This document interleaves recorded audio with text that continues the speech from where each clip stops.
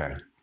I would love to start with a reading. So I'm going to read something to you and just allow the words to wash over you. Acceptance. A magical potion is available to us today. That potion is called acceptance. We are asked to accept many things, ourselves as we are, our feelings, needs, desires, choices, and current status of being, other people as they are, the status of our relationships with them, problems, blessings, financial status, where we live, our work, our tasks, our level of performance at those tasks. Resistance will not move us forward, nor will it eliminate the undesirable. But even our resistance may need to be accepted. Even resistance yields to and is changed by acceptance. Acceptance is the magic that makes change possible. It is not forever, it is for the present moment. Acceptance is the magic that makes our present circumstances good. It brings peace and contentment and opens the door to growth, change, and moving forward. It shines the light of positive energy on all that we are and all that we have. Within the framework of acceptance, we figure out what we need to do to take care of ourselves. Acceptance empowers the positive and tells God we have surrendered to the plan. We have mastered today's lesson and we're ready to move on. Today I will accept. I will relinquish my need to be in resistance to myself and my environment.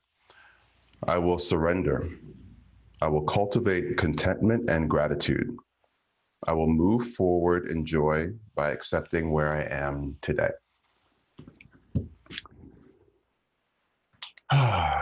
So I chose that passage because acceptance is so important for change to take place. You know, you can't, we're all here because we want to change something about ourselves. As far as an addiction is concerned. And we may have already, some of you may already be in a place where you're in recovery and you've been able to manage the things that you were addicted to, manage to get into recovery and to change things. But what's required for a change like that to take place is acceptance that there is something that needs to be changed. And it reminds me of my life in 2002. It was July of 2002 when I accepted the fact that I had a problem with alcohol and drugs. And this particular day, when the acceptance of this fact really hit home in a way that was undeniable for me, I remember I was standing in the middle of a theme park. It was on a weekend where I had, done what I normally would do, which was to drink and to do drugs to excess. And I remember being with a group of friends. We had decided to go to a theme park. I had overslept that morning. They were waiting for me about a good hour, almost an hour outside my door because I passed out and couldn't hear the alarm go off. And we're at this theme park. And at the time I had a therapist, and I was seeing this therapist that I'd met in Canada at the time. And I had moved to New York. And I had an appointment with this therapist over the phone. We had phone sessions. And for some reason that day, I thought it would be perfectly reasonable for me to have my session with my therapist over the phone in the middle of a theme park.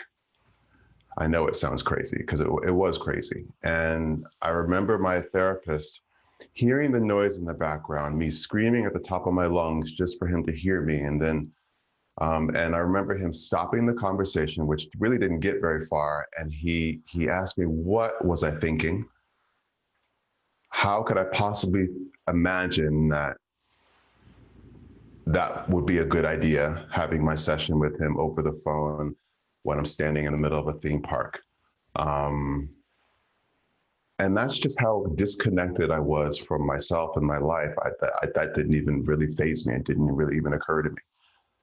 But that moment of him confronting me in a very stern way, but in also a very loving way, that what was happening wasn't normal and it wasn't acceptable, and that this session needs to stop, and that I need to start thinking about a few things. Um, and that was a really powerful moment. It almost felt as though time slowed down, and I was able to see things so much more clearly than I ever had before. I really felt as though, the jig was up. Time was up.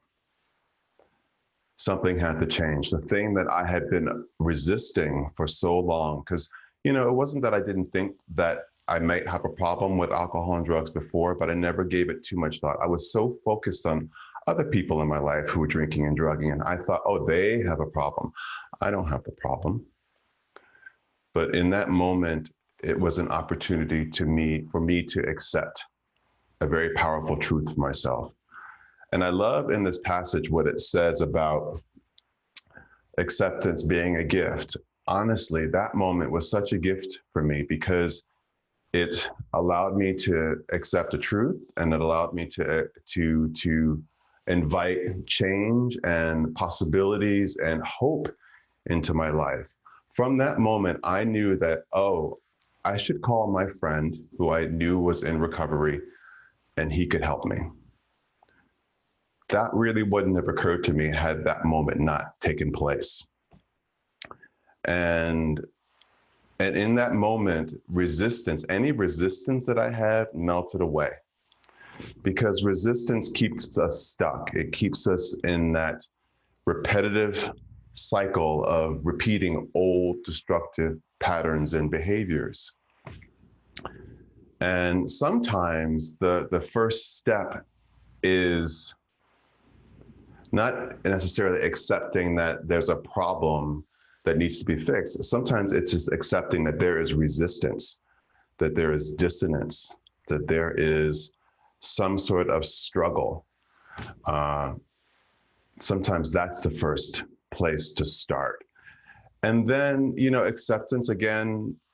acceptance to me equals change. It equals possibilities and hope. And from that moment, I was able to tap into the amount of possibilities and hope around me, because there was a healing community of recovery that was all around me at that time in New York City, and I just wasn't even aware of it. And acceptance is about, like it says in the reading, acceptance is not forever. It is about the present moment. You can accept something as truth in one moment and then change your mind the next moment. It doesn't necessarily mean that that truth is not valid anymore. It just means that you have suddenly stepped out of acceptance and gone back into resistance again. But the truth is the truth. No matter where you go, you can't run and you can't hide from the truth. And also, there's such a fear plays such a big role in the resistance. I was so afraid to imagine what my life would be like without drugs and alcohol. Even cigarettes. I was addicted to cigarettes for a very long time too. I couldn't imagine what my life would be like without it. But also I was faced with that quandary of what was my life, how is my life going to proceed with it? Because it wasn't working with those things in my life as well. So there's a lot of fear that's wrapped up in it. And in this course, we talk about fear. We talk about a lot of different things. We talk about isolation. I know we're going to get to the questions in a moment that you posed, but someone posed a question about isolation. We're going to address that in the course. Fear, like I just said, is a big part of this process of recovery, life in general, but definitely in recovery, especially if you're new, moving through this process. Fear is a big component So we're going to talk about that as well, how to identify your fears and then how to manage them and move forward, how to move beyond them. So this is where I wanted to start today, with acceptance. And I hope that you'll allow those words that I shared with you to, again, wash over you, play back in your mind when you watch this video again. Perhaps think about that some more. Where are you in your life? What are you not accepting? What have you already accepted as truth, and how has your life changed as a result of that? So there's a lot to consider.